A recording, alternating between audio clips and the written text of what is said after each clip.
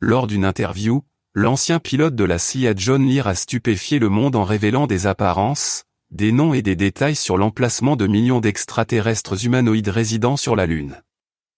Lear a de nombreuses preuves que ces êtres ont visité notre planète et continuent de le faire aujourd'hui. Il a également déclaré qu'il existe des villes souterraines sous la surface de la Lune où résident des extraterrestres gris. Selon l'ancien pilote de la CIA, il y a dans ces villes souterraines des laboratoires où sont menées des expérimentations génétiques. Mais revenons à nos moutons. L'ancien officier de la CIA John Lear et 4 de ses associés ont organisé un recrutement de personnes ayant une perception extrasensorielle avancée. Il y avait une sélection stricte de 5 étapes. Chacune d'entre elles devait nommer les objets qui étaient cachés dans la boîte. Sur 2800 personnes, seules 2 ont réussi à le faire. Inutile de compter sur la chance ici, puisque les objets étaient très spécifiques: une pyramide de malachite, une figurine de chien, une plume d'oiseau de paradis, une poignée de graines de citrouille et une touffe de laine de coyote. D'accord, il est impossible de deviner un tel ensemble.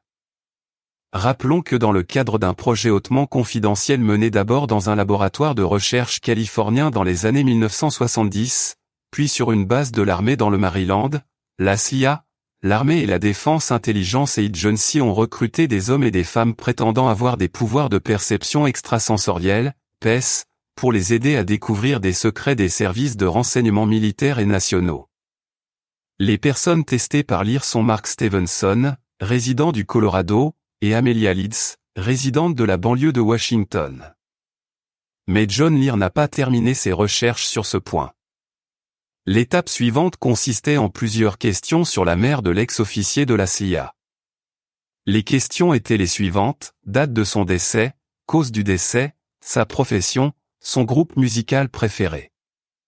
De manière surprenante, les 2 participants se sont plongés dans un état de demi-sommeil, et à leur retour, ils ont donné les bonnes réponses. Les 2 médiums ont réussi la tâche. Cette sélection était destinée à une autre expérience intéressante, qui a été menée en 2012. La tâche était très simple: découvrir, auprès de personnes ayant la capacité de se plonger dans un état où les réponses aux questions posées sont révélées, s'il existe une civilisation sur la Lune. Ni Mark Stevenson ni Amelia Leeds n'étaient au courant à l'avance.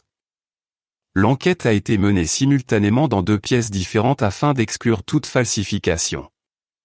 Voici ce qu'a dit le médium: la Lune était habitée il y a plus de 100 000 ans. Ensuite, dans les profondeurs du satellite terrestre, il y avait un océan, et de grandes villes y étaient implantées autour. De petites créatures y vivaient. Parmi elles, des nains gris, des humanoïdes pâles et minces, des créatures miniatures ailées aux 5 civilisations en tout.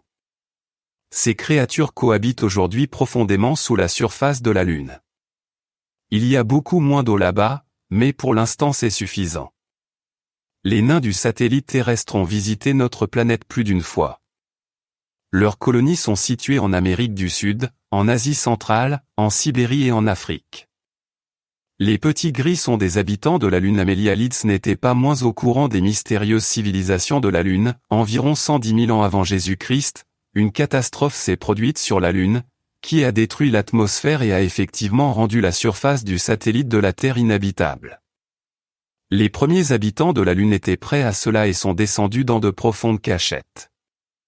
Au même moment, l'eau s'est infiltrée profondément et a rempli la cavité au centre du corps cosmique. C'est là que se sont formées les cités des fées, des gnomes et des nains. Beaucoup d'entre eux y vivent et s'y développent encore. Malheureusement, ces petites créatures ne disposent de presque aucune condition pour un saut technique élevé. La variété extrêmement maigre de substances sur la Lune ne permet pas de construire un grand nombre de vaisseaux spatiaux. Cependant, ils ont réussi à en créer quelques-uns et à voler vers la Terre. Maintenant, certains d'entre eux se sont installés dans les cavités terrestres de notre planète, et d'autres vivent sur la Lune. Parfois, on peut voir comment de petits objets en forme de disque prennent de l'eau avec du plancton de l'océan pour reproduire une vie similaire dans les profondeurs de la Lune. En plus de l'eau, les habitants de la Lune extraient des métaux de la Terre. 2 personnes, ne sachant pas à l'avance de quoi il sera question, ont pratiquement en tête-à-tête, décrit l'existence de civilisations sur la Lune. John Lear a écrit un livre entier à ce sujet et affirme que toute l'expérience, du début à la fin, était réelle. Quant au sort des médiums, Mark Stevenson est mort de maladie en 2009.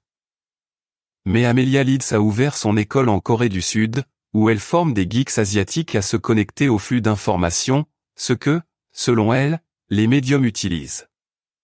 John Lear a entamé sa biographie créative dans les années 1980 et 1990, lorsqu'il a commencé à parler publiquement et à divulguer des informations confidentielles.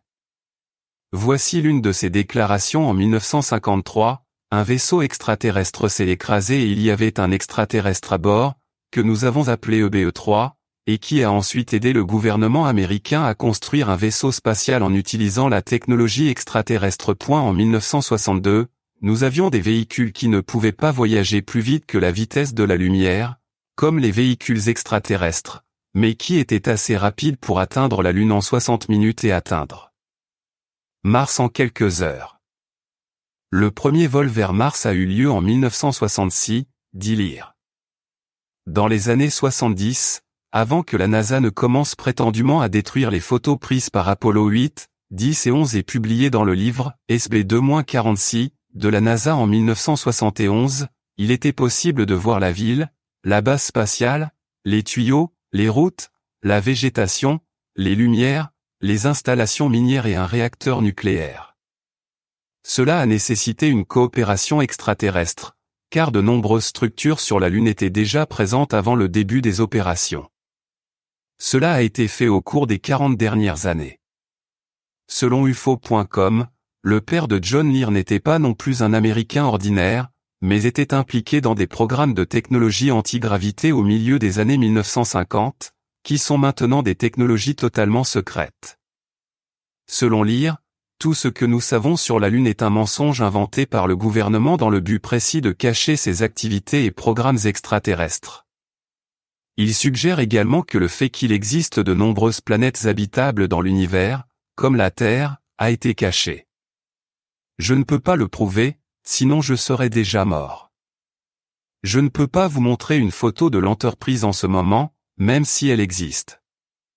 Mais ce sont exactement les technologies qui ont émergé après que le gouvernement américain a investi des milliards ou des trillions de dollars dans toutes les recherches de Tesla, affirme Lear. Le plus frappant, cependant, est la déclaration de Lear selon laquelle la Terre est en fait une prison planétaire et agit comme un établissement correctionnel où les prisonniers doivent atteindre un niveau de conscience supérieur. Merci de partager.